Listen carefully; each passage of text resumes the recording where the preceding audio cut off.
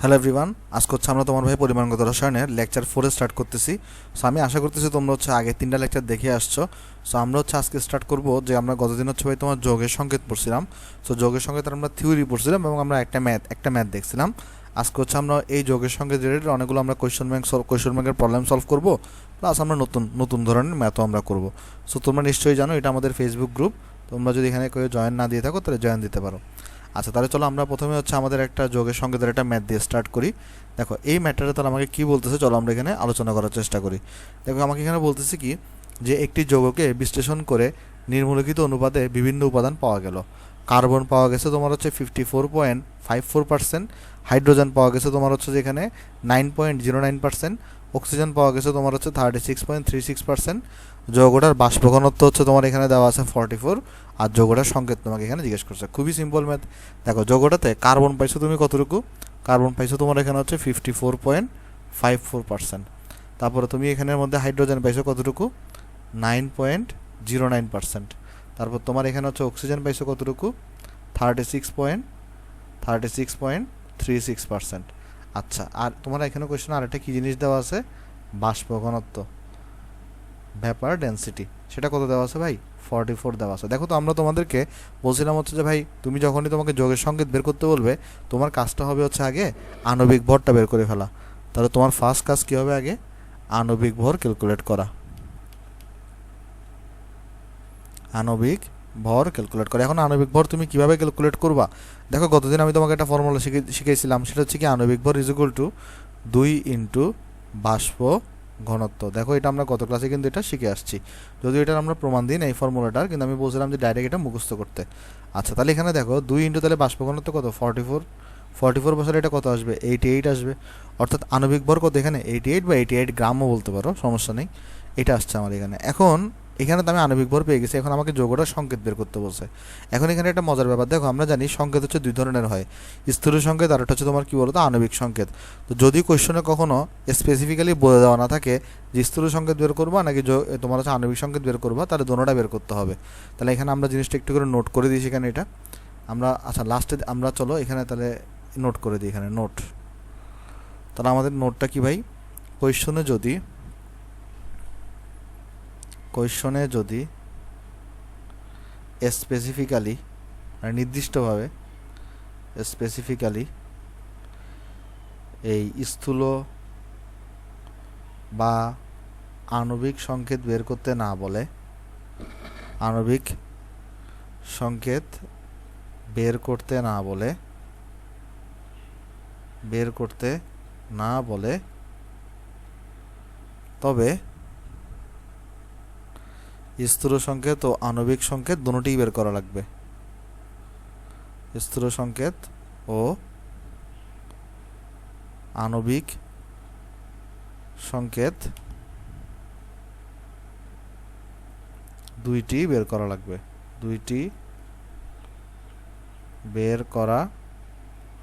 লাগবে, তাহলে পয়েন্টটা বুঝো। তোমাকে যদি কোয়েশ্চনে কখনো বলে দেয় যে স্থূল সংকেত বের করো, সেক্ষেত্রে তোমার হচ্ছে আর আণবিক সংকেত বের করার দরকার নাই। কিন্তু যদি কখনো কোয়েশ্চনে তোমাকে যদি জাস্ট বলে সংকেত বের করো, মানে স্থূল সংকেতও বের করতে পারো নাই, আবার তোমার হচ্ছে আণবিক সংকেতও বের করতে পারো নাই, তখন তোমাকে কী করা লাগবে, দোনোটাই হচ্ছে ভাই বের করা লাগবে। ওকে, আশা করি জিনিসটা আমরা এখানে বুঝতে পারছি ভাই। এই জিনিসটা অনেকে একটু ভুল করে ফেলে যে সংকেত বের করতে বললে মানে কোনটা বের করবে এটা নিয়ে একটু কনফিউশনে পড়ে যায়। সো আমরা আশা করি এটার মাধ্যমে আমাদের এটা ক্লিয়ার হয়ে গেছে। যদি আমাকে স্থূল সংকেত বের করতে বলে তাহলে তো আমরা খালি স্থূলটাই বের করবো, আণবিকটা বের করতে বলে আণবিকের জন্য আসলে স্থূলটাও লাগে। কিন্তু যদি কোনো কিছু তোমাকে বের করতে না বলে, জাস্ট বলে সংকেত বের করো, তাহলে তোমার আণবিকটাও বের করতে হবে, স্থূলটাও বের করতে হবে। এখন দেখো বের করার সিস্টেম আমরা কী শিখছি, আমরা গতদিনই হচ্ছে যে এটা আলোচনা করে আসছি। আমরা দেখো এখানে একটা ছক বানাইতাম, আমরা এখানে কি লিখতাম, মৌল লিখতাম ছকের মধ্যে। আমি যত ছকটা তোমাকে আগে বানাই দিই, এখানে দেখো আমরা কতদিন এটা শিখছি জিনিসটা। তো আমরা এখানে একটা ছক বানাইতাম, এখানে আমরা হচ্ছে মৌলকে লিখতাম, তারপর হচ্ছে আমরা এখানে হচ্ছে যে পার্সেন্টেজ পরিমাণ লিখতাম, মানে শতকরা পরিমাণকে লিখতাম। দেন আমরা এখানে লিখতাম হচ্ছে এরপরে পারমাণবিক ভর দ্বারা ভাগ করে, আমরা এখানে লিখতাম এরপরে হচ্ছে যে তোমার পারমাণবিক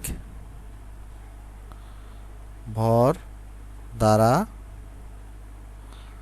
ভাগ করে। তারপর তোমার হচ্ছে আমরা এখানে এরপরে কি লিখতাম, যে সর্বনিম্ন ভাগফল দ্বারা ভাগ করে। এরপর আমরা এখানে লিখতাম তোমার হচ্ছে ভাই সর্বনিম্ন ভাগফল দ্বারা ভাগ করে, রাইট। এটা আমরা কতদিন দেখছি। এরপর হচ্ছে আমরা এখানে লিখতাম কি বলতো, একদম লাস্টে গিয়ে স্থূল সংকেত। এরপর আমরা এখানে লিখতাম তোমার হচ্ছে স্থূল সংকেত। আচ্ছা, তাহলে এটা ছিল হচ্ছে আমাদের এখানে মেন ছক। তাহলে চলো ছকটা আমরা এখানে করে দিই এখানে। তো বেশিরভাগ অঙ্কে তোমাকে বেসিক্যালি 3টা মোলেরই পার্সেন্টেজ দেওয়া থাকবে, মানে 4টা 5টা মোল থাকবে না আর কি, বেশিরভাগ সময় 3টাই থাকবে। সেটাকে চলো আমরা বক্স করে ফেলি। একটা ঘর, 2টা ঘর এবং তোমার হচ্ছে এখানে 3টা ঘর।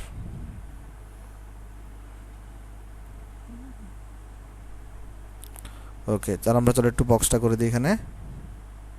হ্যাঁ, তো এইটা হচ্ছে আমার এখানে আমরা বক্স করে ফেলছি। আচ্ছা, এই বক্সটা হচ্ছে আমার আজকে অনেকগুলো ম্যাথ করবো, তো সো আমাদের হচ্ছে অনেকবার লাগবে আর কি, সেজন্য আমি এটা ডাইরেক্ট কপি করে রাখি। হ্যাঁ, কেমন, আমি ডাইরেক্ট এটাকে কপি করে রাখলাম এখানে, যে আমাদের পরবর্তীতে লাগলে আমরা জাস্ট পেস্ট করে দিব। আচ্ছা, তাহলে দেখো এখানে আমাকে মৌল কী দেওয়া আছে, কার্বন দেওয়া আছে। তাহলে আমাকে মৌল হিসেবে দেওয়া আছে কার্বন, তারপরে দেওয়া আছে হচ্ছে হাইড্রোজেন, তারপর দেওয়া আছে আমাকে অক্সিজেন। আর এটার পার্সেন্টেজ কত, কার্বন হচ্ছে ভাই 54.54%, আর হাইড্রোজেন হচ্ছে কতটুকু 9.09, অক্সিজেন কতটুকু ভাই 36.36%। পারমাণবিক ভর দ্বারা ভাগ করে, অর্থাৎ 54.54কে তুমি কার্বনের পারমাণবিক ভর কত 12 দিয়ে ভাগ করবা, কত আসে দেখো তো 54.54কে যদি আমি 12 দিয়ে ভাগ করি তাহলে আমার কাছে আসছে এখানে 4.545 আসছে। আর আমি যদি এরপরে হাইড্রোজেনের কত হয় 1 হয়, আমি 1 দিয়ে ভাগ করি তাহলে আমার এখানে 9.09 আসবে। আর এখানে যদি আমি 36.36কে অক্সিজেনের ক্ষেত্রে কত হয় ভাই, আমরা সবাই জানি অক্সিজেনের ক্ষেত্রে 16 হয়, তাহলে 36.36 ডিভাইডেড বাই 16, তাহলে 16 দিয়ে ভাগ করলে কত আসবে আমার এখানে 2 তোমার এখানে আসছে হচ্ছে আমার কাছে এখানে 2.725। ওকে, আশা করি জিনিসটা এখানে বুঝতে পারছো। আচ্ছা, তাহলে চলো এবারে আমরা এরপরে বলছি কি সর্বনিম্ন ভাগফল দ্বারা ভাগ করে। যেমন দেখো এখানে এই 3টার মধ্যে সর্বনিম্ন ভাগফল কার আছে, সর্বনিম্ন ভাগফল কিন্তু তোমার এখানে আসছে হচ্ছে অক্সিজেনের, রাইট 2.275। তাহলে এইটা দিয়ে হচ্ছে সবাইকে তুমি হচ্ছে ডিভাইড করতে হবে, অর্থাৎ এখানে যেটা পাইছো অর্থাৎ 4.545 যেটা পাইছো সেটাকে তোমার ডিভাইড করতে হবে কত দিয়ে, 2.2725 দিয়ে। সো এটা যদি ডিভাইড করো এটা কত আসে দেখো এখানে, আমরা যদি এখানে 4.545 এটাকে যদি আমরা 2.725 দিয়ে 2725 দিয়ে ডিভাইড করি তাহলে এটা আমার কাছে আসছে এক্স্যাক্টলি 2। তারপর আমরা যদি 9.09কে এই 2.2725 দিয়ে ডিভাইড করি সেটা আমার কাছে এক্স্যাক্টলি আসছে 4, অর্থাৎ 9.09কে আমরা 2.2725 দিয়ে আমরা ডিভাইড করছি। সো এটা হচ্ছে আমার কাছে কত আসছে 4 আসছে। আর আমি যদি এটাকে 2.2725কে 2.2725 দিয়ে ডিভাইড করি এটা আমার কাছে আসছে এখানে 1। সো আমি যদি এটাকে একটু করে আমরা এইটা করা উচিত হয়নি এখানে, সেটা যদি আমরা মুছে দিই এখানে, যদি আমরা এবার চাইলে কিন্তু এখানে কি লিখতে পারি, স্থূল সংকেতটা কিন্তু ভাই লিখে দিতে পারি। যেমন স্থূল সংকেত এখানে কী হবে দেখো, কার্বন হচ্ছে 2টা, হাইড্রোজেন হচ্ছে 4টা আর অক্সিজেন হচ্ছে 1টা। তাহলে এটির স্থূল সংকেত হবে তোমার এখানে কার্বন 2টা অর্থাৎ C2 হবে, হাইড্রোজেন হচ্ছে তোমার 4টা, অক্সিজেন হচ্ছে তোমার 1টা। এটা হচ্ছে কী সংকেত গেছে বলো তো, স্থূল সংকেত। সো এটা হচ্ছে আমার একটা আনসার, এটা হচ্ছে আমার স্থূল সংকেত বেরিয়ে গেছে। এবার হচ্ছে আমাকে আণবিক সংকেত বের করতে হবে। ভাই আণবিক সংকেত আমরা কীভাবে বের করি, আমরা দেখো কতদিন একটা ফর্মুলা শিখে আসছিলাম, আরেকটা আমরা ফর্মুলা শিখছি কি, দেখো আণবিক ভর ইকুয়ালস টু স্থূল সংকেতের ভর ইন্টু n হইতো ভাই। বেসিক্যালি আণবিক সংকেত বের করার জন্য ওই যে nটাকেই তোমার লাগবে আর কি, স্থূল সংকেতের ভর ইন্টু n হইতো। যেমন দেখো তো ভাই আণবিক ভর এখানে কত বের করছো তুমি, আণবিক ভর বের করছো এখানে দেখো 88 বের করছো। আর স্থূল সংকেতের ভর কত হবে, কার্বন 2টা আছে তাহলে কার্বনের হচ্ছে 12 করে হয়, তাহলে এখানে 24 হবে, এখানে হাইড্রোজেনের 4 হবে, অক্সিজেনের 16 হবে, আর ইন্টু তোমার এখানে তাহলে n এই ফুল ব্র্যাকেটের সাথে।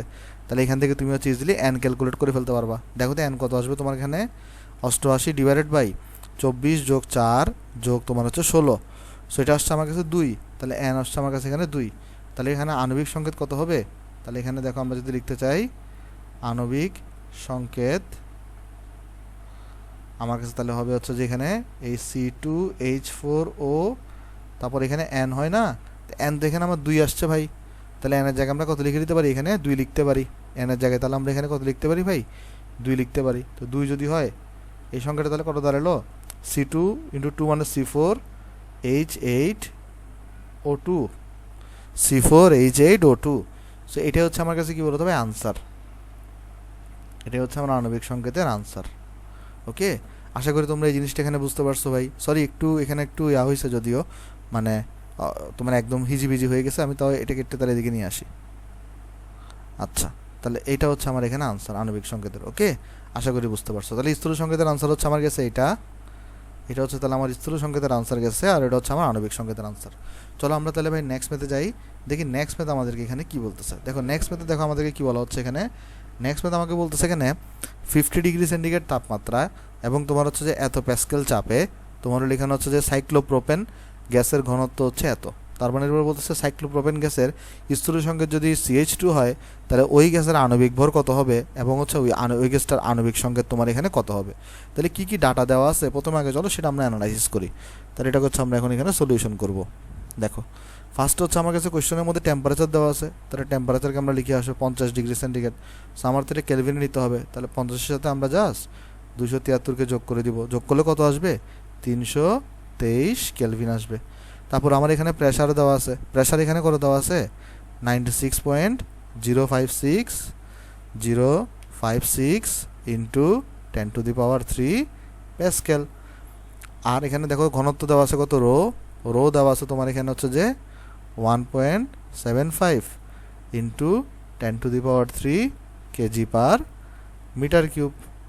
আর এখানে এরপরে তোমাকে এখন বের করতে বলতেছে কি, ফার্স্টে বের করতে বলছে আণবিক ভর কত হবে। দেখো তো আমরা রো এর একটা ফর্মুলা একদম প্রথম চ্যাপ্টারে প্রমাণ করে আসছিলাম কিনা, PM/RT, প্রেসার ইন্টু আণবিক ভর ডিভাইডেড বাই R/T হয়। এটা তুমি চাইলে নিজেও প্রমাণ করতে পারো, PV = nRT থেকে।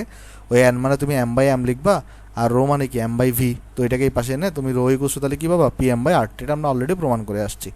আচ্ছা, তাহলে এখন আমাকে বের করতে বসে এখানে m বের করতে বসে, তাহলে m মানে কত হবে, m মানে এখানে হবে rho R/T divided by pressure হবে, ডিভাইডেড বাই এখানে আমার প্রেসার হবে। তাহলে যদি ভ্যালুগুলো আমরা বসাই তাহলে কিন্তু আমরা এখানে এমটা পেয়ে যাব। তাহলে সেখানে আমরা এমটা বের করার ট্রাই করি। এম মানে তাহলে আমার কাছে কত আসবে, ফার্স্ট হচ্ছে রো আছে। আচ্ছা দেখো এখানে হচ্ছে যে আমরা একটা কাজ করি, আসো এই যে আমরা সবাই জানি, এটা আমরা আগে দেখে আসছি, 1 গ্রাম/লিটার ইকুয়ালস টু হচ্ছে 1 kg/m³। যেহেতু আমরা আর এ ভ্যালুটা 0.0821 বসাবো, তাই আমরা এটাকে গ্রাম/লিটারে নিয়ে যাচ্ছি।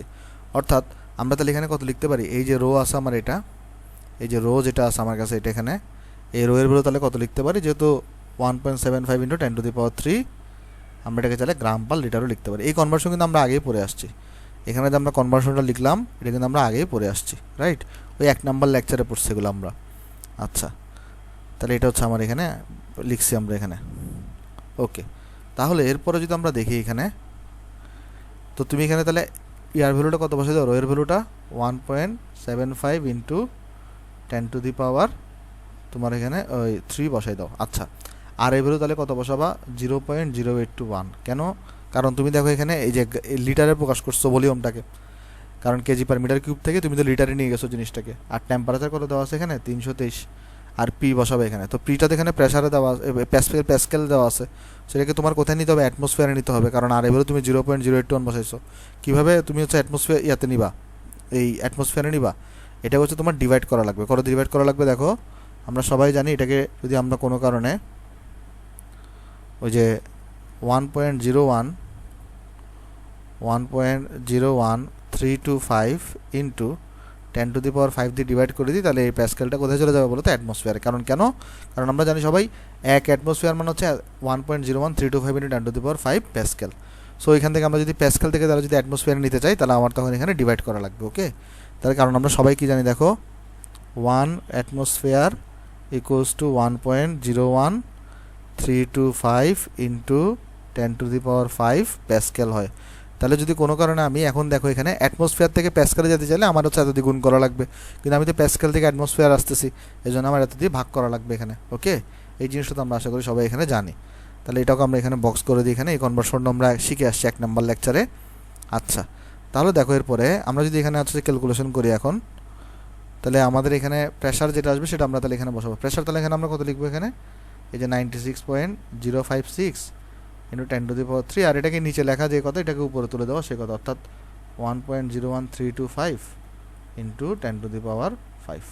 তাহলে যদি ক্যালকুলেট করি আমরা তাহলে কী পেয়ে যাবো, আমাদের এখানে এই যে বড় হাতের এম বা আণবিক ভরটা আমরা এখানে পেয়ে যাবো। কত আসবে দেখি আসো, 1.75 into 10⁻³ into 0.0821 into 10 into 323 into 1.01325 into 10⁻5 divided by 96.056 into 10⁻3। So এটা আমার কাছে এখানে আসছে 48.95 ইন্টু 10⁻4 গ্রাম। আচ্ছা, এটা আমার কাছে এখানে আসছে 48.95 ইন্টু 10⁻4 গ্রাম আসছে। আচ্ছা, কিন্তু ব্যাপারটা হচ্ছে যে এত বড় ভ্যালু তো আসলে আসার কথা না। তার মানে এখানে কোয়েশনে কোনো একটা জায়গায় ডাটার মধ্যে মিস্টেক করছে, খেয়াল করে দেখো। কারণ আণবিক ভর নর্মালি কত হয় তোমার হচ্ছে 20, 30, 40, 50, ম্যাক্সিমাম 200, 300, 400, কিন্তু এখানে হচ্ছে এটা তো তোমার এই 489 কেজি হয়ে গেছে এই ডাটা অনুসারে। সেখানে কোনো একটা ডাটায় ভুল আছে মনে হয়, মেবি এটা যেটা হবে এইটা এখানে 10⁻3 না হয়ে 10⁻6 হবে। তাহলে এখানে একটা কাজ করি আমরা, এটা 10⁻3টা আমরা মুছে দিই, এখানে আমরা এটাকে চলো 10⁻6 দিয়ে দিই, 10⁻6। তাহলে এবার মিলবে আমাকে। এবার যদি আমরা করতাম এখানে, তার মানে আরও 10⁻3 দিয়ে ভাগ করো। সো এবার আসছে আমার কাছে 48.953 আসছে। সো এটা আমার কাছে এখানে আসছে কত, 48 যদি হিসাব করি এখানে, এটা আমার কাছে এখানে আসছে হচ্ছে তোমার 48.953 আসছে এত গ্রাম। এবার ঠিক আছে, বুঝছি জিনিসটা। আশা করি এখানে আমরা ক্লিয়ার হয়েছে এটা কেন আমরা এত বড় কেজিতে, মানে এত বড় ভ্যালু তো আসলে এমের ভ্যালু আসবে না। তাহলে এখানে কোথাও একটা প্রিন্টিং মিস্টেক হয়েছিল। সো এটা মেবি এটা 10⁻3 এর জায়গায় 10⁻6 হবে। আচ্ছা, আশা করি এটা তোমরা এখানে বুঝতে পারছো। সো এটা হচ্ছে আমার এখানে আণবিক ভর, এটা হচ্ছে আমার আনসার, বড় হাতের এম। ওকে, গেল। তারপর আমাকে বের করতে বলছে আণবিক সংকেত বের করো। আচ্ছা দেখো একটা জিনিস, তুমি এখানে বড় হাতের এম তো বের করছো এটা, কিন্তু তোমাকে কিন্তু আণবিক ভর বের করতে বলছে, কিন্তু আণবিক ভরে কিন্তু কোনো একক নাই। তাহলে তুমি কি লিখবা জানো, এটা তো আনসার লিখবা না, এখানে যদি একটা মিস্টেক করে ফেলে এটা লিখলে কিন্তু 1 নাম্বার কেটে দিবে। দেখো বড় হাতের এম বের করছে এত গ্রাম, ঠিক আছে, কিন্তু তোমাকে আণবিক ভর বের করতে বলছে, কিন্তু আণবিক ভরে কিন্তু কোনো একক নাই। তাহলে এখানে আমরা লিখবো এরপরে নতুন একটা এক্সট্রা অ্যাড করে, সুতরাং আণবিক ভর ইকুয়ালস টু 48.953,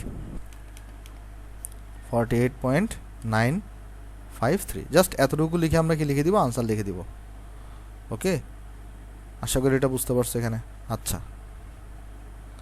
তাহলে এরপরে চলো, এরপরে যদি আমরা এখানে যাই, এরপরে ম্যাথে যদি আমরা যাই, এরপর আমাকে আণবিক সংকেত বের করতে বলছে। তো আণবিক সংকেত বের করার জন্য আমরা কি করি, আমরা এখানে দেখো আমরা সবাই জানি আণবিক সংকেত যদি আমাদের বের করতে চাই, তাহলে আমাদের হচ্ছে যে ভাই আণবিক ভর আমাদের এন জানা লাগবে, তাই না? একটা ওই যে ইজ ইকুয়াল টু স্থূল সংকেতের ভর, স্থূল সংকেতের ভর ইন্টু এন। ওই যে ছোটো হাতের এনটা হচ্ছে আমার এখানে বের করা লাগবে, কারণ দেখো অলরেডি আমার স্থূল সংকেত কিন্তু দেওয়াই আছে, অলরেডি কিন্তু গিয়ে দেওয়া আছে, আমার স্থূল সংকেত দেওয়া আছে। তাহলে আণবিক ভরটা তোমার কত হবে, আণবিক ভর তুমি মাত্র বের করলে এখানে 48.953।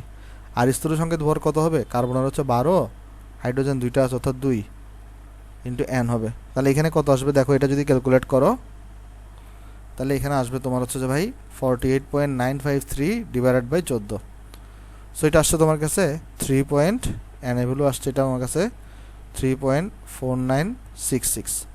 আচ্ছা, তো যদিও এটা তোমার কত হওয়া উচিত বলো তো, এটা নর্মালি হচ্ছে যে আমরা জানি কি এনটা নর্মালি পূর্ণ সংখ্যা আসে, অথবা হয় 1 আসবে, নাহলে তোমার কাছে 2 আসবে। ওকে, নর্মালি এটা কী হবে আমরা দেখো আমরা কিন্তু অলরেডি তোমার হচ্ছে আগে আলোচনা করে আসছিলাম, সেটা হচ্ছে কি দেখো এখানে ওই আমরা বেনজিনের একটা এক্সাম্পল দিয়েছিলাম, বেনজিন এবং ইথাইনের। যেমন আমরা এক্সাম্পলটা কী দিয়েছিলাম, বেনজিনের দিয়েছিলাম। বেনজিনের এক্সাম্পলটা দেখো এখানে কী ছিল, বেনজিনের সংখ্যা ছিল C6H6, আর এটার তোমার আণবিক ভর কত ছিল 78। তারপর হচ্ছে আমরা ইথাইন দিছিলাম,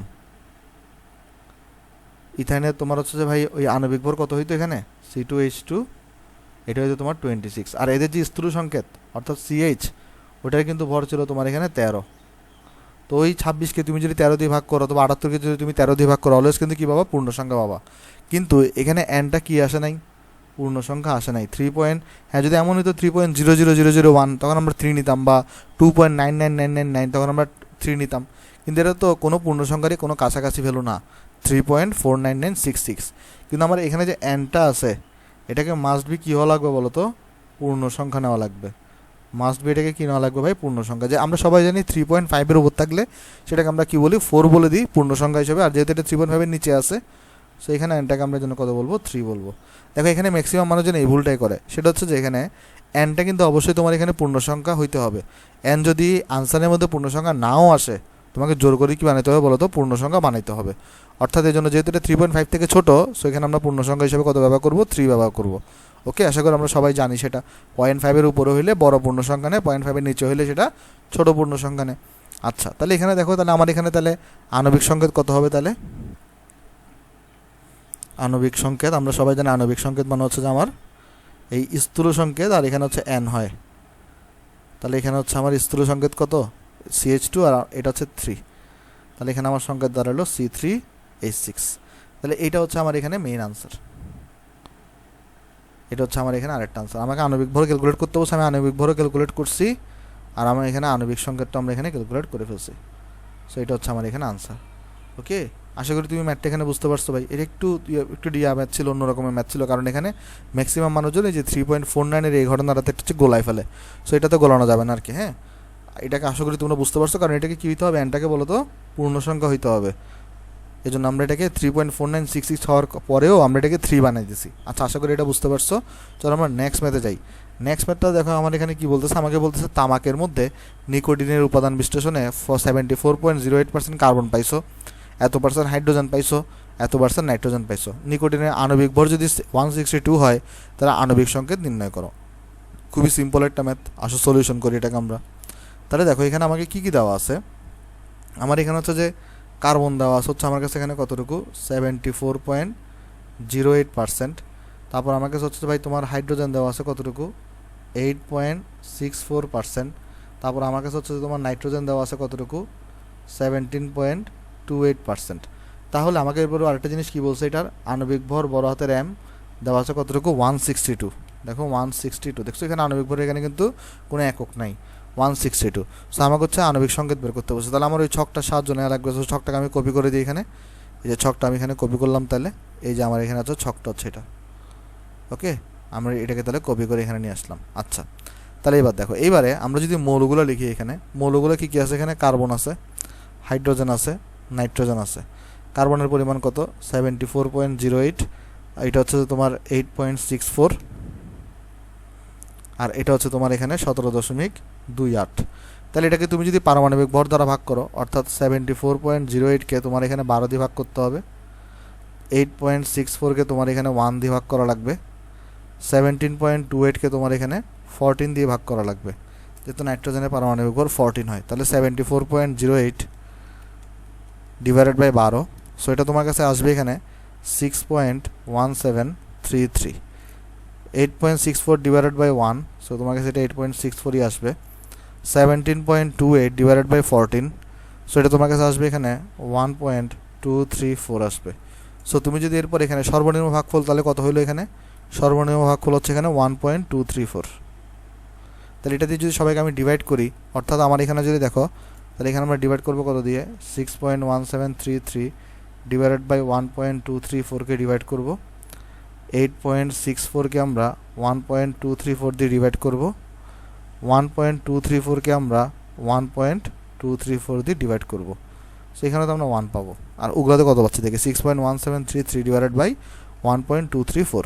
সো এটা আমার কাছে এখানে আসছে 5.00267, যেটাকে আমরা নিয়ারলি 5 লিখতে পারি। আবার এখানে 8.64 দিয়ে যদি আমরা 1.234 দিয়ে ডিভাইড করি, সেটা আমার কাছে 7.0016, সেটাকে আমরা নিয়ারলি 7 লিখতে পারি, কারণ এখানে আমার পূর্ণ সংখ্যা লেখা লাগবে। হ্যাঁ, 7 লিখতে পারি এটাকে। তাহলে আমার স্থূল সংকেত কত হচ্ছে এখানে, C5H7N1 বা N শুধুমাত্র। ওকে, আশা করি তুমি জিনিসটা এখানে বুঝতে পারছো। আচ্ছা, তাহলে এখন দেখো এখানে আমরা কি জানি, আমাকে হচ্ছে যে এখন আণবিক সংকেত বের করতে বলছি। তাহলে আণবিক সংকেত বের করার জন্য আমার Nটা লাগবে, কারণ আমরা সবাই কি জানি, আমরা সবাই জানি হচ্ছে আমার এখানে আণবিক সংকেত, এটা হচ্ছে বেসিক্যালি স্থূল সংকেত, আর ইন্টু এখানে একটা N থাকে। এই Nটা বেসিক্যালি আমাদের বের করতে হবে। N দ্বারা আমরা কীভাবে বের করবো, আমরা সবাই একটা ফর্মুলা জানি, সেটা হচ্ছে ভাই আণবিক সংকেতের ভর, আণবিক সংকেতের ভর ইকুয়াল টু N ইন্টু স্থূল সংকেতের ভর। এই জিনিস তো আমরা আগে শিখছি। তাহলে এখানে দেখো আণবিক সংকেতের ভর কত ভাই, আণবিক সংকেত এখানে C5, তার মানে 5 × 12, সরি আণবিক সংকেতের ভর তো দেওয়াই আছে এখানে, এই যে আণবিক ভর আর কি 162। আর স্থূল সংকেতের ভর কত হবে n ইন্টু, স্থূল সংকেতে কার্বন আছে 5টা, তাহলে 5 × 12 প্লাস হাইড্রোজেন আছে 7টা, নাইট্রোজেন আছে 1টা, 14। তাহলে এখান থেকে যদি আমরা ক্যালকুলেট করি তাহলে আমার n চলে আসবে। তাহলে n কত আসবে দেখো 162 divided by 5 × 12 plus 7 plus 14। So তোমার কাছে এটা আসছে 2। সো আমার এখানে তাহলে দেখো ইজিলি তাহলে বের হয়ে গেছে আণবিক সংকেত, আণবিক সংকেত ইকুয়াল টু কত হবে তাহলে এখানে, এই যে দেখো স্থূল সংকেত তো লিখলা আর এখানে তোমার n হইতো, তো n এর ভ্যালু তুমি পেয়ে গেছো 2, অর্থাৎ এখানে কত হবে তাহলে আমি যদি আরেকবার এখানে আরেকটা লাইন লিখি C5H7N2, তাহলে এখানে আমার আণবিক সংকেত হবে তোমার এখানে C10H14N2। সেটা হচ্ছে আমার এখানে আণবিক সংকেত। ওকে, আশা করি এটাও বুঝতে পারছো ম্যাথটা। এটা হচ্ছে আমার এখানে আনসার। চলো আমরা নেক্সট ম্যাথে যাই। দেখি নেক্সট ম্যাথ হচ্ছে আমাকে সিমিলার অঙ্ক, আমাকে বলছে কার্বন এত পার্সেন্ট আছে, হাইড্রোজেন এত পার্সেন্ট, দেখছো এগুলো কতবার আসছে পরীক্ষায়। আমি তো বলছি এই জিনিসটা যদিও তোমাদের 9-10 ছিল, তারপরে এখানে অনেকবার দেখতেছো পরীক্ষায় আসতেছে। বাষ্প ঘনত্ব এত হলে যৌগটির আণবিক সংকেত বের করো। তাহলে খুবই সিম্পল অঙ্ক, আসলে আমরা এটাকে সলিউশন করি। আসলে এটাকে আমরা এখানে সলিউশন করি। তাহলে দেখো আমার কী কী দেওয়া আছে, আমরা যদি ছকটাকে যদি ডাইরেক্ট পেস্ট করি এখানে, তাহলে দেখো আমি যদি ছকটাকে যদি উপরে নিয়ে আসি, তাহলে এখানে হচ্ছে আমার এখানে কার্বন দেওয়া আছে, তারপরে হাইড্রোজেন দেওয়া আছে, এরপর হচ্ছে আমার এখানে অক্সিজেন দেওয়া আছে। তাহলে কার্বন দেওয়া আছে কতটুকু 26.7%, হাইড্রোজেন দেওয়া আছে কতটুকু 2.2, অক্সিজেন দেওয়া আছে কতটুকু 71.06।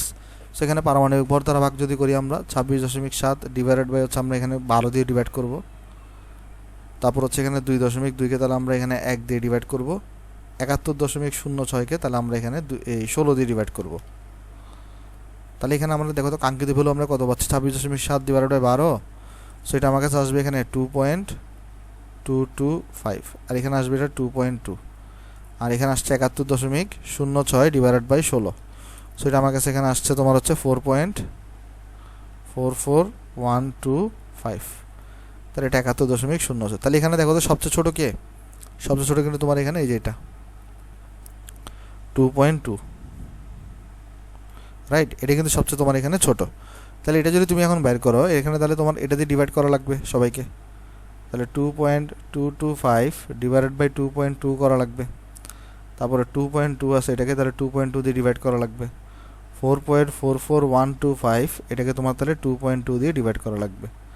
তাহলে কত আসবে দেখো এখানে 2.2কে এটাকে 1 আসবে, 2.225কে তুমি যদি 2.2 দিয়ে ডিভাইড করো রেজাল্ট আসছে তোমার কাছে 1.011, কিন্তু তোমাকে যেটা পূর্ণ সংখ্যা লিখতে হবে 1-এর কাছাকাছি লিখতে পারো। আবার অন্যদিকে 4.44125 এটা হচ্ছে ডিভাইডেড বাই 2.2 করো, এটা আসছে তোমার কাছে 2.0187, কিন্তু তোমাকে যেটা পূর্ণ সংখ্যা লিখতে হবে তাহলে 2 লিখতে পারো এটাকে। তাহলে স্থূল সংকেত কত হইলো সি একটা, হাইড্রোজেন একটা, কিন্তু ও তোমার এখানে কয়টা তখন 2টা, CH2।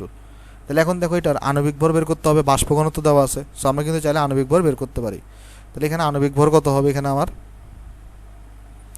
আণবিক ভর আমরা সবাই জানি, আণবিক ভর মানে হচ্ছে আমার তোমার এখানে বাষ্প ঘনত্ব ইন্টু 2 হয়। সো এখানে আমার বাষ্প ঘনত্ব দেওয়া আছে 45 ইন্টু 2 হবে, তাহলে আমার এখানে 45 ইন্টু 2 হবে। তো এখানে কত আসবে আমার, তাহলে আণবিক ভর আসবে 90। আর আমরা সবাই জানি এখানে আমাকে আণবিক সংকেত বের করতে বসে, তাহলে আমার এখানে n লাগবে। তাহলে এখানে আমরা আরেকটা জিনিস লিখতে পারি, সেটা হচ্ছে আণবিক ভর বা আণবিক সংকেতের ভর ইকুয়ালস টু স্থূল সংকেতের ভর, স্থূল সংকেতের ভর ইন্টু কত লিখতে পারি ভাই, n লিখতে পারি। সো আণবিক ভর তো আমরা এখানে বের করছি 90, স্থূল সংকেতের ভর কত আসবে, কার্বন আছে একটা, সো 12 হবে, হাইড্রোজেন আছে একটা, অক্সিজেন আছে 2টা, তাহলে 2 × 32 হবে, সরি 2 × 16 হবে, আর তোমার এখানে n হবে। সেখান থেকে তুমি চাইলে কি ক্যালকুলেট করতে পারো, n কত আসবে দেখিয়ে আসো, 12 যোগ 1 যোগ 32, আর এখানে 90 দিয়ে ভাগ করে এটাকে, সো এখানে n আসছে তোমার কাছে 2। সো এখান থেকে তাহলে ইজিলি হচ্ছে আমরা কি বের করতে ফেলতে পারবো, আণবিক সংকেত। আণবিক সংকেত তাহলে কত হবে ভাই, এই যে CHO2 n হয়, যেখানে তুমি এখানে বের করছো CHO2 N মানে হচ্ছে 2, তাইলে এটা হবে C2H2O4, এটা হবে C2H2O4। সেটা হচ্ছে তোমার এখানে আনসার আণবিক সংকেতের। ওকে, সো এটা হচ্ছে তোমার এখানে আনসার। আশা করি এটা বুঝতে পারছো ভাই। তাহলে চলো নেক্সট মেথে যাই, দেখি নেক্সট মেথড হচ্ছে আমাদের এখানে কি দিছে। আমার এখানে দেখো বলতেছে কি একটি যোগের সরল সংকেত নির্ণয় করো এবং নাম উল্লেখ করো। তার মানে সংকেত নির্ণয় করে তোমাকে নামটা উল্লেখ করতে হবে, আর এখানে পার্সেন্টেজ দেওয়া আছে। চলো আমরা আবার এই যে কপি পেস্টটা করি। দেখছো এটা আমি বলছি অনেকগুলো ম্যাথ আসলে এখান থেকে আসবে, সেটাকে আসলে অনেকে বাদ দিয়ে যায়, কিন্তু এটা বাদ দেওয়া যাবে না আর কি টপিকটা। হ্যাঁ, সলিউশন এগুলো আগে থেকে না করে গেলে তুমি 9 10 করছো ঠিক আছে, কিন্তু তুমি পরীক্ষার হলে ওইভাবে মনে পড়বে কিনা সেটা হচ্ছে সমস্যা, যদি আগে থেকে প্র্যাকটিস করে না যাও। তাহলে কার্বন, হাইড্রোজেন, ক্লোরিন, তাহলে কার্বন আছে কতটুকু 10.16, আর হাইড্রোজেন আছে কতটুকু 0.84%, আর ক্লোরিন আছে কতটুকু 89%। সেখানে 10.16কে তাহলে আমাদের ডিভাইড করতে হবে হচ্ছে যে তোমার কত দিয়ে 12 দিয়ে, তারপর এখানে আমার 0.84কে ডিভাইড করতে হবে 1 দিয়ে, এরপর হচ্ছে আমার এখানে 89কে ডিভাইড করতে হবে ক্লোরিন কত হয় 35.5 হয়। তাহলে ডিভাইডের আমরা একটা রেজাল্ট পাবো এখানে, দেখি কত আসে 10.16 ডিভাইডেড বাই 12। সো এটা আমার কাছে আসছে এখানে 0.846, আর এটা আসবে আমার কাছে 0.84। সো এটা আমার কাছে এখানে আসবে 89 ডিভাইডেড বাই 35.5। সো এটা আসছে আমার কাছে এখানে 2.507। তাহলে তুমি যদি এখন এখানে সবচেয়ে ক্ষুদ্রতম তোমার হচ্ছে ভাগফল কোনটা, সেটা হচ্ছে তোমার এখানে 0.84। তাহলে এটা দিয়ে যদি সবাইকে ডিভাইড করো তাহলে কত আসবে দেখো, এই যে 0.846 ডিভাইডেড বাই 0.84 করো, 0.84কে ডিভাইডেড বাই 0.84 করো, আর এখানে 2.507কে তোমার এখানে 0.84 দিয়ে ডিভাইড করো। দেখবা এটা তো 1 আসবে, এটাও দেখবা 1-এর কাছাকাছি আসবে। এখানে যদি আমি ভাগ করে তোমাকে দেখাই, এটা আসবে কত, এটা আসবে 1.007। সো তুমি এটা 1 লিখতে পারো। আর 2.507কে তুমি যদি 0.84 দিয়ে ভাগ করো, সেটা তোমার কাছে আসছে এখানে 2.9845, যেটাকে তুমি অনেকটা 3-এর কাছাকাছি লিখতে পারো। তাহলে এটাকে যদি সংকেত লিখো স্থূল সংকেত, তাহলে এটা কত হবে সি একটা, হাইড্রোজেন একটা, কিন্তু ক্লোরিন 3টা, রাইট। তাহলে যোগের সরল সংকেত বের করতে বসে। এখানে একটা জিনিস খেয়াল করে দেখো, সরল সংকেত বলতে কোনটা বোঝায়? সরল সংকেত বলতে আসলে স্থূল সংকেতকে বোঝায়, বুঝছো? সরল সংকেত বলতে আসলে কাকে বোঝায়? স্থূল সংকেতকে বোঝায়। তো তোমাকে বেসিক্যালি আসলে এখানে স্থূল সংকেত বের করতে বসে, আণবিক সংকেত বের করতে পারে না। আণবিক সংকেত তুমি বেরও করতে পারবে না, কেন? কারণ এখানে আণবিক ভর বের করার কোনো অপশনই তোমাকে দেওয়া হয় নাই। সো এই জন্য যদি আণবিক ভর বের করতে না পারলে তুমি কিন্তু আণবিক সংকেতও বের করতে পারবে না, কারণ তোমার তো এখানে এন জানো না। তাহলে এখানে আমরা কি বলতে পারবো, অর্থাৎ সরল সংকেত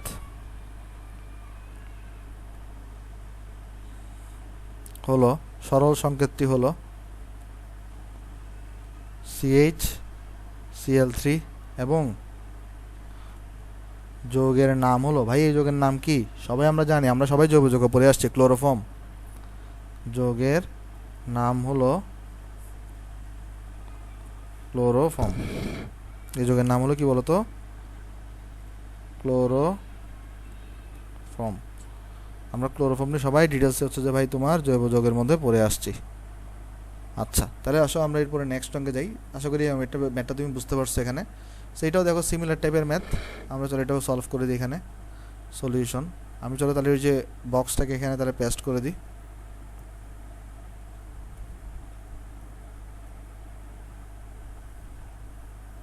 এটাকে চলো আমরা উপরে নিয়ে আসি। ওকে, তাহলে দেখো এখানে আমাকে কি দেওয়া আছে, এখানে কার্বন দেওয়া আছে, হাইড্রোজেন দেওয়া আছে, তারপরে তোমার এখানে অক্সিজেন দেওয়া আছে, আর একটা তোমার এখানে নাইট্রোজেন দেওয়া আছে। তাহলে আরেকটা এখানে আমার এখানে এক্সট্রা একটা ঘর অ্যাড করতে হবে।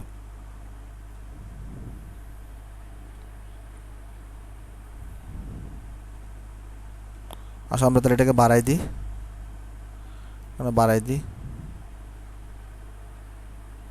এখানে এটাকে আমরা বাড়াই দিই। আসো,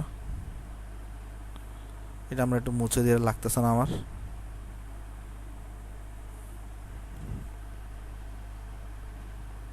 হ্যাঁ, এটা সো এটা হইতেছে আমার এখন ছকটা আমরা এখানে করে ফেলছি। চলো আমরা এটাকে সলভ করি।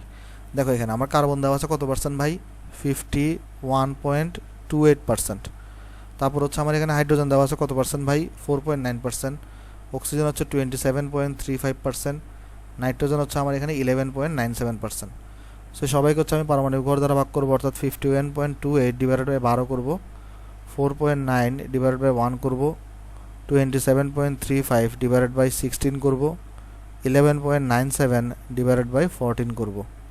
সো এটা দেখো আমার কাছে এখানে কত আসবে, যদি আমরা ক্যালকুলেট করি এখানে দেখো আমাদের এখানে আসবে তাহলে তোমার হচ্ছে যে 51.28 ডিভাইডেড বাই 12। সো এটা আমার কাছে এখানে আসছে 4.2733, তারপরে 4.9কে 1 দিয়ে ভাগ করলে 4.9, 27.35কে যদি আমি 16 দিয়ে ভাগ করি, সো এটা আমার কাছে আসছে এখানে 1.7094, আর এটা আমার কাছে আসছে এখানে 11.97 ডিভাইডেড বাই 14। সো এটা আমার কাছে আসছে এখানে 0.855। তাহলে মিনিমাম ভাগফল এখানে কোনটা? এইটা। সো যদি আমি এটাকে দিয়ে সবাইকে ডিভাইড করি এখন, তাহলে অর্থাৎ 4.2733 divided by 0.855 equal to 4.9 divided by 0.855, 1.7094, 1.7094 divided by 0.855, 0.855 divided by 0.855, 0.855 divided by 0.855। So লাস্টেরটার ভেতরে তো 1 আসবে, আর উপরে দেখে কত আসবে এখানে 4.27233 ডিভাইডেড বাই 0.855। সো এটা আমার কাছে এখানে আসছে 4.998, অর্থাৎ এটাকে তুমি 5 লিখতে পারো। 4.9 ডিভাইডেড বাই 0.855, এটা আমার কাছে এখানে আসছে 5.73 আসছে আমার কাছে এটা। তো যেহেতু এটা 5.5 এর উপরে আছে, সো এটাকে আমরা চাইলে কত লিখতে পারি, এটাকে আমরা 5. আচ্ছা এটাকে আমরা একটু পরে লিখি নাহলে, হ্যাঁ। এখানে 1.7094 আছে ডিভাইডেড বাই 0.855, সো এটাকে আমরা চাইলে লিখতে পারি 1.99, তো সেটাকে আমরা 2 লিখতে পারি। আচ্ছা এবার একটু করে অ্যানালাইসিস করে আসো, যেখানে যখন আমরা এখানে 4.9 ডিভাইডেড বাই যখন আমরা এখানে 0.855 করছি, তখন এখানে আমার কাছে আসছে এখানে 4.9 ডিভাইডেড বাই 0.855। সো এটা আমার কাছে এখানে আসছে তোমার এখানে 5.73। তাহলে 5.73 এটা কি 5.5 থেকে বড় না ভাই? তাহলে এটাকে চাইলে আমরা কত লিখে দিতে পারি? 6। যদি 5.5 থেকে ছোটো আসতো তখন আমরা কি লিখতাম? এটাকে বলতো 5 লিখতাম। কেন? এটাকে ভাই অবশ্যই তোমার পূর্ণ সংখ্যা বানাইতে হবে। এখানে যেটা থাকবে না, এখানে যেগুলো আছে না, এগুলোকে তোমার অবশ্যই কী বানাইতে হবে বলো তো? পূর্ণ সংখ্যা বানাইতে হবে। তাই যেহেতু এটা 0.5 উপরে আসছে, সেটাকে তোমার কত লেখা লাগবে বলো তো? 6 লেখা লাগবে। ওকে, আশা করি এটা বুঝতে পারছো। সো নর্মালি তোমার এখানে পূর্ণ সংখ্যাই আসবে, এমনভাবে ডাটা দেওয়া থাকবে। কিন্তু দেখতেছোই তো মাঝখানে দুই একটা ম্যাথ এমন হচ্ছে যেখানে হচ্ছে তোমার পূর্ণ সংখ্যা নাই। সো তোমার এটা তখন পূর্ণ সংখ্যা বানাইতে হবে। যদি 0.5 উপরে থাকে তাহলে সেটা আমরা এর পরবর্তী পূর্ণ সংখ্যা ইউজ করব। যদি 0.5 নিচে থাকে তাহলে সেখানে আমরা তোমার হচ্ছে ভাই এর আগের পূর্ণ সংখ্যা ইউজ করব। যদি 0.5 থাকে তাহলে তখন কী করব? যদি 0.5 আসে, নর্মালি হচ্ছে আমরা, এটা তোমার ইচ্ছা, তখন তুমি চাইলে এর পরবর্তী সংখ্যা তো যাইতে পারো, এর নিচের সংখ্যা তো আসতে পারো, কিন্তু আমরা প্রিফার করি তুমি নিচের সংখ্যাটাতে আসো। তার মানে আমি তোমাকে একটু করে বুঝাই বলি, তোমার কাছে যদি কখনো 4.4 থাকে, তুমি এটাকে 4 লিখবা। যদি তোমার কাছে কখনো 4.6 থাকে, তুমি এটাকে 5 লিখবা। যদি তোমার কাছে 4.5 থাকে, তুমি চাইলে এটাকে 4ও লিখতে পারো, অর 5ও লিখতে পারো, কোনো প্রবলেম নাই। ওকে, এটাকে তুমি চাইলে 4ও লিখতে পারো, অথবা চাইলে কি লিখতে পারো বলো তো? অর দিয়ে 5ও লিখতে পারো, তোমার যেটা সুবিধা সেটা হয়। তবে বেটার হয় তুমি হচ্ছে যদি 4টাকে লিখো, কিন্তু 5 লিখলেও কোনো ভুল নাই আর কি, বুঝছো? 5 লিখলেও কিন্তু কোনো ভুল নাই, এটাও কারেক্ট, এটাও কিন্তু কারেক্ট। তবে বেটার হয় 4 লিখলে। আর কোনো, আশা করি এটা বুঝতে পারতেছো তুমি। একটু কন্ট্রোভার্সাল বিষয় যদিও এটা। আচ্ছা তাহলে দেখো এখানে স্থূল সংকেত কত আসবে তাহলে আমার এখানে? স্থূল সংকেত তাহলে এখানে আমার আসবে হচ্ছে যে তোমার এখানে যদি আমরা স্থূল সংকেতটা ক্যালকুলেট করি, তাহলে আসবে আমার এখানে C5, তারপর হচ্ছে ভাই তোমার এখানে আমার আসছে হচ্ছে যে H6, তারপর এখানে হচ্ছে আমার কাছে এখানে আসছে তোমার O2, তারপরে তোমার এখানে আমার আসছে হচ্ছে N। ওকে, আশা করি এটা বুঝতে পারছি। তাহলে আমরা এখানে কি পেয়ে গেলাম? আমাদের ভাই স্থূল সংকেত পেয়ে গেলাম। সো এটা হচ্ছে আমাদের একটা আনসার। সো এখানে হচ্ছে আমাদের এখানে স্থূল সংকেত পেয়ে গেলাম, এটা হচ্ছে আমার এখানে একটা আনসার। এখানে হচ্ছে আমার এটা একটা আনসার। কিন্তু আমার কেন জানি এখানে মনে হইতেছে এইখানে ডাটা যেটা আছে না, এখানে একটা প্রিন্টিং মিস্টেক আছে হয়তো, মানে এটা 4.9 না হয়ে 9.4 হইতে পারে।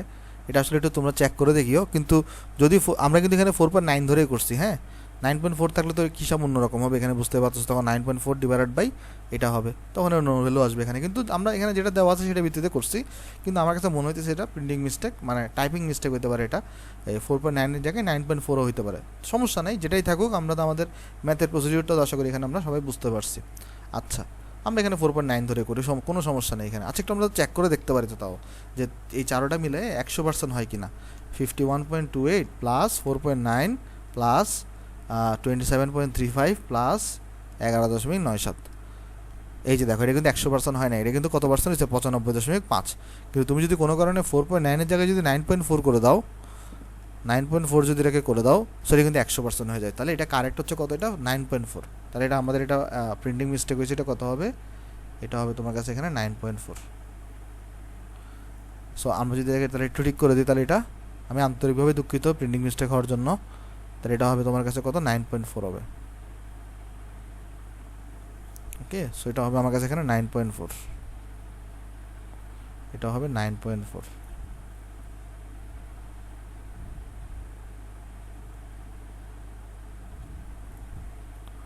তো 9.4%, 9.4, তাহলে 9.4কে তুমি যদি হচ্ছে ভাই ওই 0.855 দিয়ে ডিভাইড করো, তোমার এখানে দেখো 10.99 আসছে, অর্থাৎ এখানে তুমি লিখতে পারো চলে কত, 11, অর্থাৎ এটা তো আর লাগতেছে না। তাহলে এখানে তাহলে লিখতে পারো তুমি কত, 11, ওই যে 10 পয়েন্ট তোমার এখানে 99 আসতেছে। সো এখানে যদি আমি স্থূল সংখ্যা, তাহলে চেঞ্জ হয়ে যাবে এটা, এখানে তাহলে হাইড্রোজেনের এখানে 6 না থেকে কত থাকবে, তাহলে বলো তো 11 থাকবে। ওকে, এটাই হচ্ছে তোমার চেঞ্জ আসছে এখানে। আশা করি তুমি জিনিসটা এখানে বুঝতে পারছো এখানে। সো আমরা চলো এরপরে যদি যাই, আমার তো তাহলে স্থূল সংকেত এখানে বের হয়ে গেছে। আমরা যদি এবার আণবিক সংকেত বের করি, তাহলে আণবিক সংকেতটা আমরা ইজিলি বের ক্যালকুলেট করতে পারি। যেমন কীভাবে, আমাদের জাস্ট এনটা দরকার, তাহলে এখানে আমরা কি বলতে পারি, আণবিক ভর ইকুয়ালস টু স্থূল সংকেতের ভর ইন্টু এন, স্থূল সংকেতের ভর ইন্টু তোমার হচ্ছে এখানে এন। সো এখানে আণবিক ভর দেওয়া আছে কত, 234। স্থূল সংকেতের ভর কত হবে, কার্বন হচ্ছে 5টা, সো 5 ইন্টু 12, 5 ইন্টু তোমার এখানে 12 হবে, তাহলে তারপর প্লাস হাইড্রোজেন হচ্ছে 11টা, সো 11 হবে, অক্সিজেন হচ্ছে তোমার 2টা, তাহলে 2 ইন্টু 16 হবে, তারপর প্লাস এখানে নাইট্রোজেন হচ্ছে 14, আর ইন্টু তোমার এখানে তাহলে এন। সো এনটা যদি তুমি ক্যালকুলেট করো এখানে কত আসবে, এটা দেখো 234 divided by 5 into 12 plus 11 plus 32 plus 14, so এটা তোমার কাছে এখানে আসছে 2। সো এরপরে তুমি যদি এখানে তাহলে আণবিক সংকেতটা ক্যালকুলেট করতে চাও, তাহলে আণবিক সংকেত হবে C5H11O2N, আর এখানে হবে N, আর এখানে N এর ভ্যালু তুমি পেয়ে গেছো, অর্থাৎ C5H11O2N, N এর ভ্যালু পেয়েছো তুমি এখানে 2, অর্থাৎ আণবিক সংকেত হবে C10H22O4N2। ওকে, O4N2, C10H22O4N2। সো এটা হচ্ছে তোমার কাছে কি ভাই আনসার। আশা করি তুমি এটা বুঝতে পারছো ভাই। সো এটা হচ্ছে আমার কাছে এখানে আনসার। আশা করি আমরা সবাই এই ম্যাথটা এখানে বুঝতে পারছি। আচ্ছা, তাহলে আমাদের মোটামুটি সংকেত রিলেটেড ম্যাথ হচ্ছে শেষ। আমরা হচ্ছে এখন একটা নতুন টাইপের ম্যাথ স্টার্ট করবো, যেটার নাম হচ্ছে তোমার হচ্ছে ভাই শতকরা পরিমাণের ম্যাথ। ওকে, শতকরা পরিমাণের ম্যাথ, এটা অনেক বেশি ইম্পর্টেন্ট, কারণ হচ্ছে যে এই এখন যে কোয়েশ্চনটা করাবো না, এটা আসলে তোমার হচ্ছে যে অনেক জায়গায় আসছে আর কি, যদি এখানে লেখা নেই, তারপরে চলো আমরা এটাকে সলভ করে আসো। দেখো, সো এখানে আমাকে বলতেছে কি, এখানে আমাকে বলতেছে হচ্ছে যে ভাই তোমার এখানে সামুদ্রিক পানির আপেক্ষিক গুরুত্ব হচ্ছে যে 1.03। তাহলে প্রথমে একটু করে বোঝানোর চেষ্টা করি আমরা, আসো আপেক্ষিক গুরুত্ব কী জিনিস সেটা একটু বুঝে আসো। আপেক্ষিক গুরুত্ব, সো এটার ইংলিশ টার্ম হচ্ছে যে রিলেটিভ ডেনসিটি। তাহলে এখানে আমি যদি তোমাকে আপেক্ষিক গুরুত্বের আগে সংজ্ঞাটা লিখে দিই, তাহলে আপেক্ষিক গুরুত্বের সংজ্ঞাটা হচ্ছে যে কোনো পদার্থের আপেক্ষিক গুরুত্ব বলতে বোঝায় তোমার হচ্ছে যে ওই পদার্থের ঘনত্ব পানির ঘনত্বের সাথে কত গুণ। তাহলে আমরা এখানে লিখতে পারি সংজ্ঞাটা হচ্ছে এরকম, কোনো পদার্থের আপেক্ষিক গুরুত্ব বলতে বোঝায়, আপেক্ষিক গুরুত্ব বলতে বোঝায় এই পদার্থের ঘনত্ব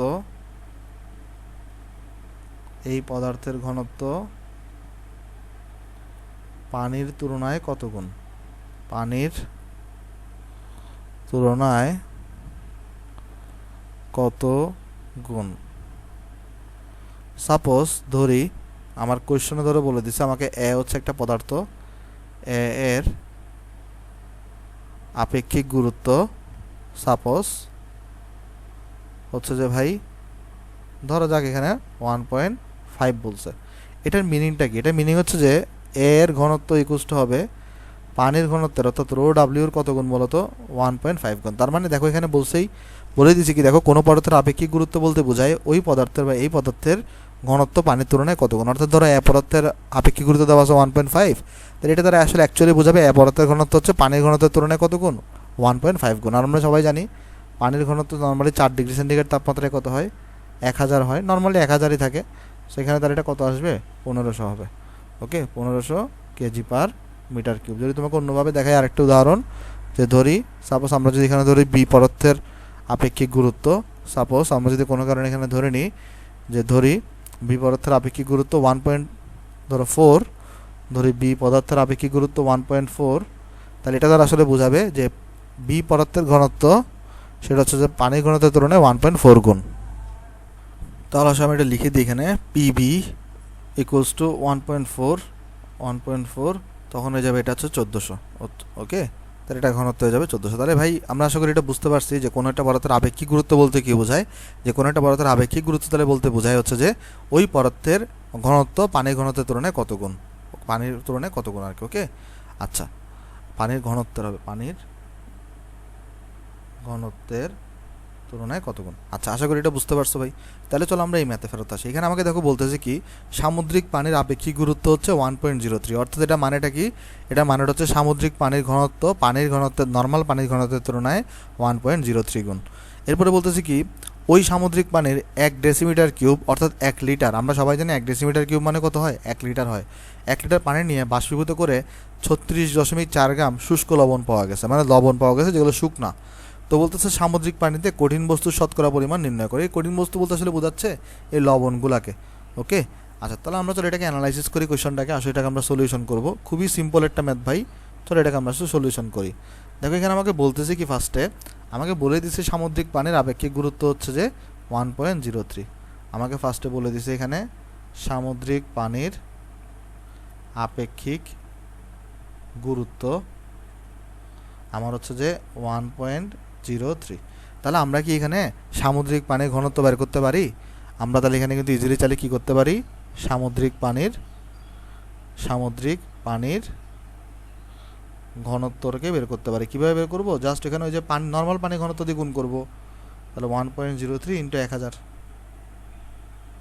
যেমনটা দেখো আমরা আগের ক্ষেত্রে এখানে এটাই করছিলাম, যে যখন আমরা এর ঘনত্ব বের করতেছি তখন রো ডাব্লিউ মানে হচ্ছে 1000 দিয়ে গুণ করছি, এখানেও 1000 দিয়ে গুণ করছি, অর্থাৎ সিমিলার ওয়েতে আমরা এখানে 1000 দিয়ে গুণ করবো। তাহলে এখানে সামুদ্রিক পানির ঘনত্ব কত আসবে 1030 কেজি পার মিটার কিউব।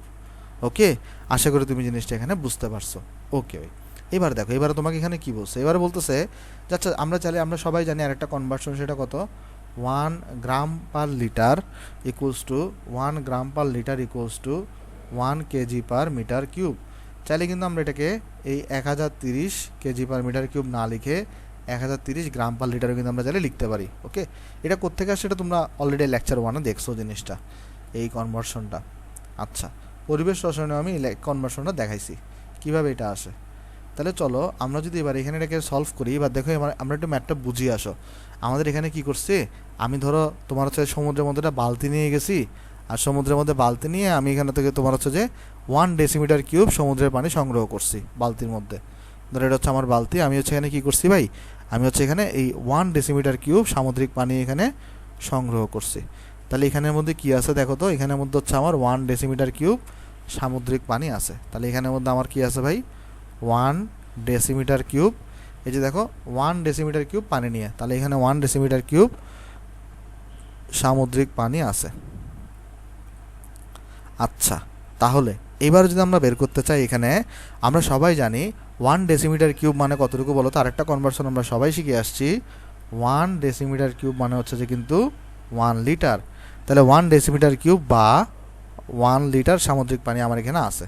আচ্ছা, এবার এখানে তোমাকে বলছে কি, দেখো বলতেছে হচ্ছে যে যদি তুমি কোনো কারণে এই যে তোমার এখানে যদি তুমি কোনো কারণে যদি পানিকে যদি বাষ্পীভূত করো, অর্থাৎ তুমি যদি নিচ থেকে যদি হিট দাও, অর্থাৎ যদি এখান থেকে তুমি যদি নিচ থেকে যদি ক্রমাগত কী দিতে থাকো, হিট দিতে থাকো। ধরো সাপোজ হচ্ছে তুমি এখানে নিচ থেকে হচ্ছে ভাই ক্রমাগত এখানে হিট দিচ্ছ, তাপ দিচ্ছ, ধরো এখানে হিট দিচ্ছ, এখানে কি দিচ্ছ, হিট দিচ্ছ। তো হিট দিলে কী হবে ভাই, হিট দিলে একসময় পানিগুলো সব উড়ে যাবে, একসময় সব পানিগুলো কী হবে বলো তো, এখানে উড়ে যাবে, তাই না? হিট দিলে এখানে একসময় পানি সব উড়ে যাবে, কিন্তু লবণ যেগুলো ছিল সেগুলো নিচে পড়ে থাকবে না, কারণ লবণ তো আর উড়ে যাবে না। তাহলে লবণ যেগুলো ছিল সেগুলো কিন্তু তোমার এখানে নিচে পড়ে থাকবে। তাহলে এই কতটুকু বলতেছে, এক ডেসিমিটার কিউব বা 1 লিটার পানিকে তুমি যদি বাষ্পীভূত করো তাহলে কতটুকু লবণ তুমি পাচ্ছ। তাহলে এখানে যে লবণ আছে, এখানে তুমি লবণ পাচ্ছ কতটুকু, 36.4 গ্রাম। ওকে, এই কঠিন বস্তুর শতকরা পরিমাণ, আসলে কঠিন বস্তু বলতে আসলে লবণকে বোঝানো হচ্ছে। এই কঠিন বস্তু বলতে আসলে এখানে কাকে বোঝানো হচ্ছে, লবণকে বোঝানো হচ্ছে। এই লবণের শতকরা পরিমাণ বা কঠিন বস্তুর শতকরা পরিমাণ তোমার এখানে বের করতে বসে। তাহলে বেসিক্যালি হচ্ছে ভাই কঠিন বস্তু বলতে এখানে আসলে লবণকে বোঝানো হচ্ছে। এটা বের করা খুব সোজা। একটা জিনিস আমি যদি কোনো কারণে বের করতে পারি, এই লবণটা, এই একটা জিনিস তুমি লক্ষ্য করে দেখো, এখানে আমরা এখানে তাহলে কী কী পাইলাম, আমরা এখানে পাইলাম হচ্ছে যে সামুদ্রিক পানির ঘনত্ব হচ্ছে যে 1030 গ্রাম পার লিটার। আর সামুদ্রিক পানির আয়তন কতটুকু আছে, 1 লিটার, কারণ তুমি এখানে 1 লিটার পানি নিচ্ছ এখানে। তাহলে তুমি কিন্তু চাইলে ইজিলি ওই যে rho is equal to m/v formula দিয়ে সামুদ্রিক পানির কিন্তু ভরটা চাইলে বের করে ফেলতে পারো। তারপরে বলতে পারো যে যত গ্রাম বেরোবে অত গ্রামের মধ্যে 36.4 গ্রাম লবণ আছে, তাহলে 100 গ্রামে কতটুকু থাকবে, কারণ আমার এখানে শতকরা পরিমাণ হিসাব করতে বসে।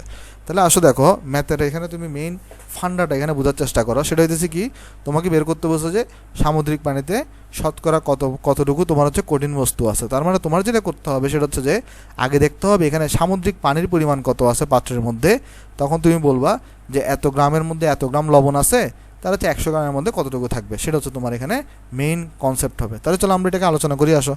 তাহলে এখানে দেখো আমি যদি এখানে আলোচনা করি এটাকে, তাহলে এখানে আমরা লিখতে পারি এই পাত্রে সামুদ্রিক পানির ভর, পাত্রে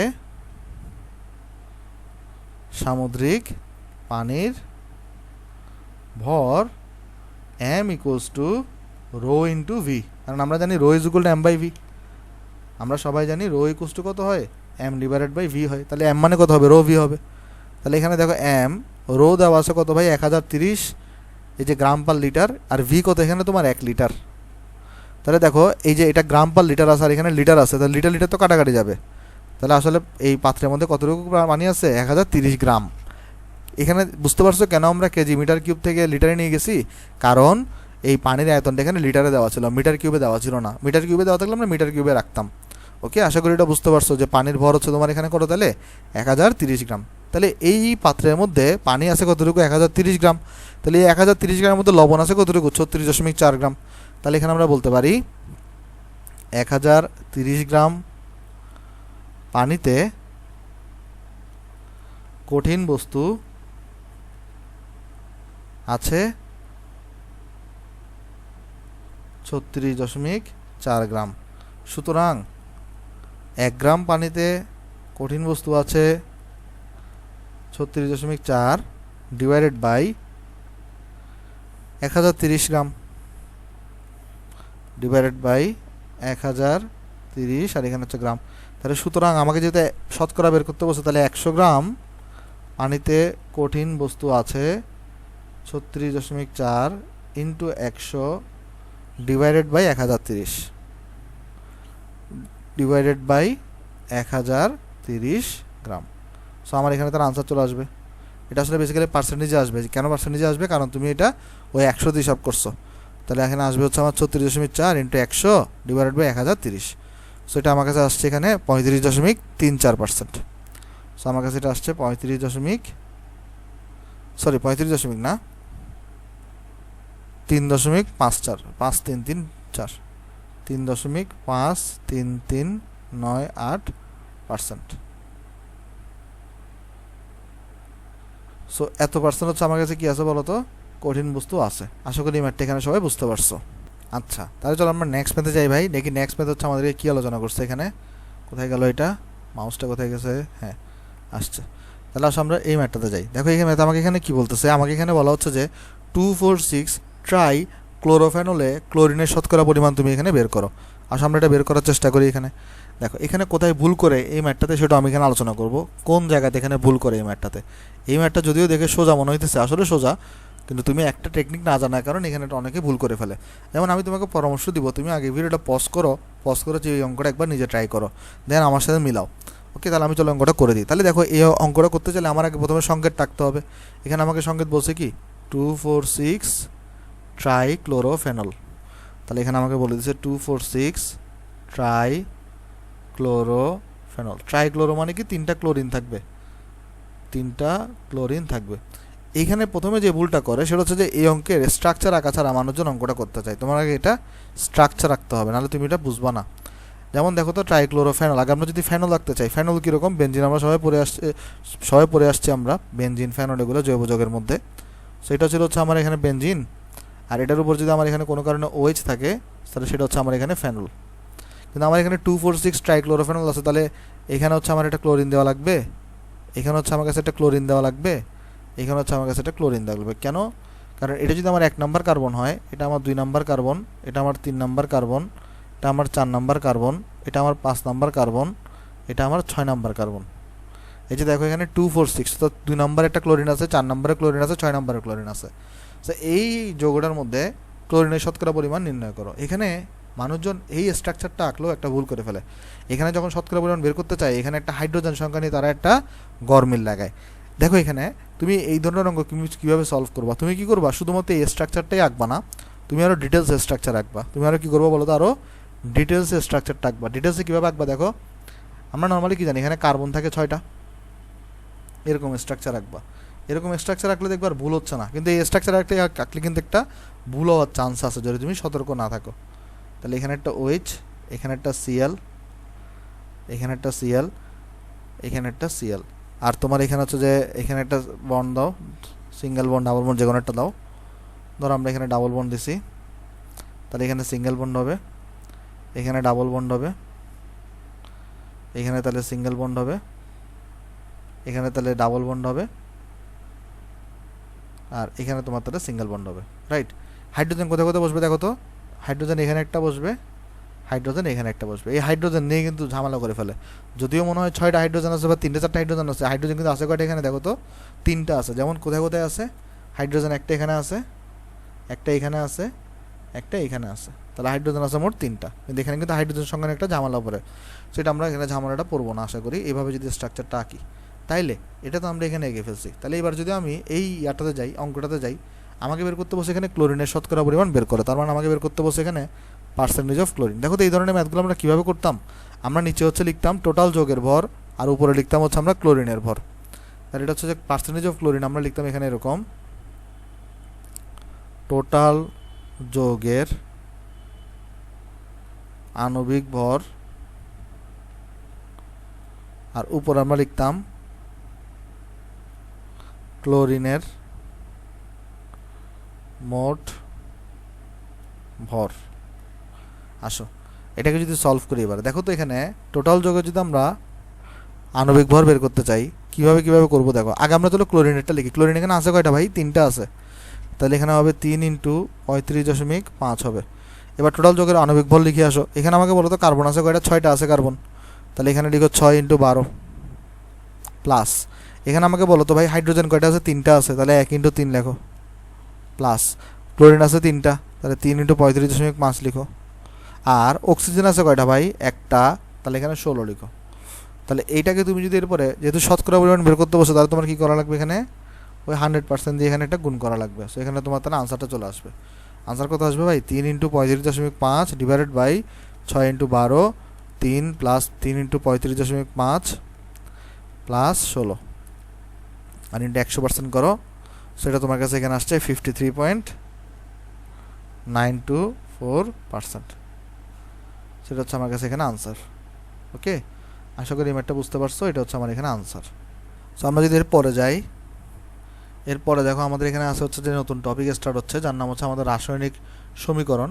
সেটা তোমরা সবাই জানো। রাসায়নিক সমীকরণ জিনিসটা কি? রাসায়নিক সমীকরণ হচ্ছে যে কোনো একটা রাসায়নিক বিক্রিয়ার মধ্যে সমগ্র পরিবর্তনকে তুমি যদি বিক্রিয়ক এবং উৎপাদক যদি প্রতীক সহকারে লিখো, সংকেত সহকারে লিখো, বীজগণিতীয় চিহ্নের সাহায্যে যদি প্রকাশ করো, তাহলে পুরো সিস্টেমটাকে তখন আমরা কি বলবো? এটা রাসায়নিক সমীকরণ বলবো। যেমন কীরকম, যে সাপোজ ধরো তুমি এখানে লিখলা, তুমি HCl প্লাস সোডিয়াম হাইড্রোক্সাইড, এখান থেকে তৈরি হয়েছে তোমার হচ্ছে যে, দাঁড়াও আমি একটু সুন্দর করে লিখি। সাপোজ এখানে তুমি লিখলা সোডিয়াম হাইড্রোক্সাইড, সাপোজ ধরো এখান থেকে তোমার তৈরি হয়েছে সোডিয়াম ক্লোরাইড, আর হচ্ছে তুমি এখানে লিখছো পানি। তাহলে একটা জিনিস তুমি খেয়াল করে দেখো তো, এখানে তোমার হচ্ছে যে আমরা সবাই জানি এখানে একটা ডেল্টা এইচ থাকবে, সাপোজ ধরো এখানে একটা কিছু ডেল্টা এইচ থাকবে। আচ্ছা, তাহলে এখানে খেয়াল করে দেখো, আমরা জানি ডেল্টা এইচটা কত হয়, ওই যে -55.32 এর মতো। যাই হোক, এখানে একটা ডেল্টা এইচ থাকবে, এটা ভ্যালুটা নেগেটিভ থাকবে, এটা ভ্যালু থাকবে এখানে, আমরা ভ্যালু লিখতেছি না, হ্যাঁ। আচ্ছা, যাই হোক, দেখো এখানে তাহলে দেখো রাসায়নিক সমীকরণ বলতে কি বোঝায়? এই যে বিক্রিয়াটা আছে না, বিক্রিয়াটাতে তুমি কিন্তু হাইড্রোক্লোরিক অ্যাসিড মানে একদম কথায় লিখো নাই, এটাকে কী করছো? একটা সংকেত দিয়ে প্রকাশ করে দিছো। এটাকে কী করছো? যেমন সোডিয়াম হাইড্রোক্সাইড, এটাকে কিন্তু তুমি ওই যে সোডিয়াম হাইড্রোক্সাইড একদম বাংলা লিখো নাই, তুমি এটাকে কী করছো? সোডিয়াম হাইড্রোক্সাইডকে তার একটা প্রতীক বা সংকেতের সাহায্যে প্রকাশ করে দিছো। তো এরকম যদি আমরা কখনো যদি কোনো একটা এই বিক্রিয়াকে যদি তার প্রতীক বা তোমার হচ্ছে যে ভাই এই যে সংকেত এগুলোর মাধ্যমে যদি প্রকাশ করি, আর এই যে বীজগণিতীয় রাশি চিহ্নের সাহায্যে যদি প্রকাশ করি, যেমন এই যে পজিটিভগুলো হচ্ছে বীজগণিতীয় চিহ্ন, এগুলোর সাহায্যে যদি প্রকাশ করি, তাহলে পুরা জিনিসটাকে কী বলা হবে? তখন এটা রাসায়নিক সমীকরণ। তখন পুরা জিনিসটাকে তখন এটা কী বলা হবে? রাসায়নিক সমীকরণ। এটাকে তখন আমরা বলবো তোমার হচ্ছে যেখানে রাসায়নিক সমীকরণ। তো রাসায়নিক সমীকরণ জিনিসটা কি? যে রাসায়নিক সমীকরণ হচ্ছে যেখানে যে বিক্রিয়ক এবং উৎপাদকগুলো থাকবে, তোমার সেখানে হচ্ছে যে ওই বিক্রিয়ক এবং উৎপাদকগুলোকে আমরা যৌগের নামটা বাংলায় না লিখে আমরা হচ্ছে কী করবো? এদেরকে প্রতীক সংকেতের সাহায্যে প্রকাশ করব এই বীজগণিতীয় চিহ্নের মাধ্যমে। তখনই সেটাকে বলা হবে হচ্ছে যে পুরোটাকে রাসায়নিক সমীকরণ। ওকে, আশা করি এটা বুঝতে পারছো এখানে। তো রাসায়নিক সমীকরণের মধ্যে আমরা বেসিক্যালি এই ম্যাথগুলো করার সময় আমরা কিসের সাহায্য নিই? স্টোইকিওমেট্রির। আমরা সাহায্য নিই হচ্ছে তোমার হচ্ছে স্টোইকিওমেট্রি রুলের। তো তোমাদেরকে আমি স্টোইকিওমেট্রি রুলটা আগে ডিটেলসে পরে আসছি, জাস্ট এখানে আমি তোমাকে একটু রিভাইজ করে দিই, কারণ আমরা নেক্সট লেকচার হচ্ছে আমার ভাই স্টোইকিওমেট্রি রিলেটেড অনেকগুলো ম্যাথ আমরা করব। সো কেউ যদি স্টোইকিওমেট্রি রুলটা না জানো, অবশ্যই আমি বলবো ভাই লেকচার 2টা দেখো ভাই। লেকচার 2তে আমি ডিটেলসে ব্যাখ্যা করছি স্টোইকিওমেট্রি রুলটা জিনিসটা কি। ওই রুলটার ভিত্তিতে আমরা হচ্ছে যে নেক্সট লেকচারে অনেকগুলো ম্যাথ করবো আমরা, হ্যাঁ। সো আমি তোমাকে জাস্ট একটু তাও এখানে একটু করে মনে করাই দিই যারা আগে থেকে পড়ে আসছো। তো স্টোইকিওমেট্রি রুল কী ছিল? ধরো এখানে একটা বিক্রিয়া আছে বিক্রিয়ক আছে এ, ধরো এখানে আরেকটা বিক্রিয়ক আছে বি।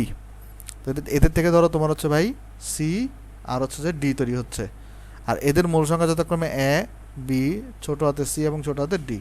তখন স্টোইকিওমেট্রি রুল তোমাকে বলে,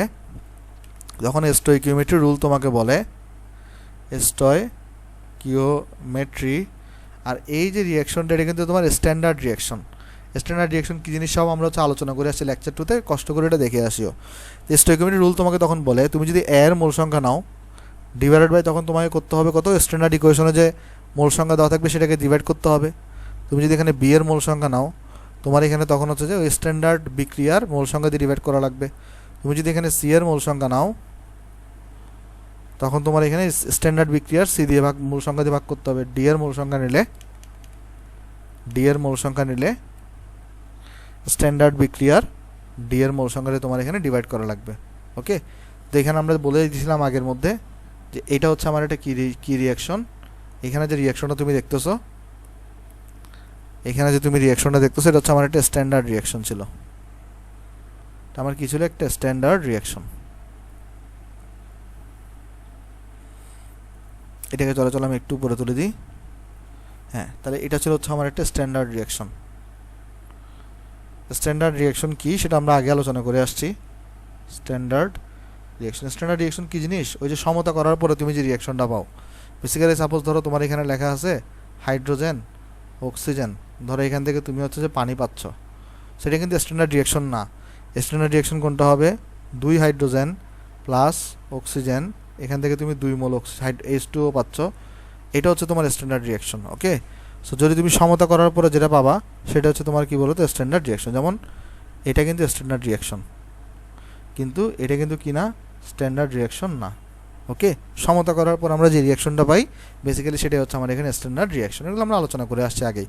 আচ্ছা, তাহলে দেখো এই স্টোইকিওমেট্রি রুলের মধ্যে এই এ, এই বি, এই সি, এই ডি কী জিনিস সেটা তো আমরা আগে থেকে জানি।